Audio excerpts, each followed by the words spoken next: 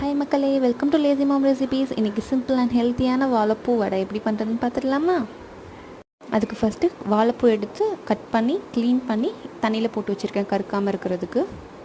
அப்புறம் ஒரு மிக்ஸி ஜாரில் 8 மணி நேரம் ஊற வச்ச கடலைப்பருப்பு கொஞ்சம் தனியாக ஒதுக்கிட்டு மற்றது எல்லாத்தையும் போட்டு அதில் கொஞ்சம் ஒரு 4 பல்லு பூண்டு, 2 துண்டு இஞ்சி போட்டு நல்லா கொரப்பாக அரைச்சி எடுத்துக்கோங்க.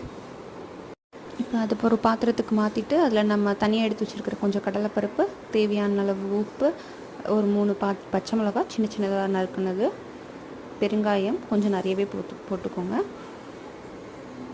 அப்புறம் நம்ம கட் பண்ணி வச்சுருந்த வாழைப்பூ, ஒரு பெரிய வெங்காயம் பொடியாக நறுக்குனது, கருவேப்பிலை தேவையான அளவு போட்டு நல்லா மிக்ஸ் பண்ணி எடுத்துக்கோங்க.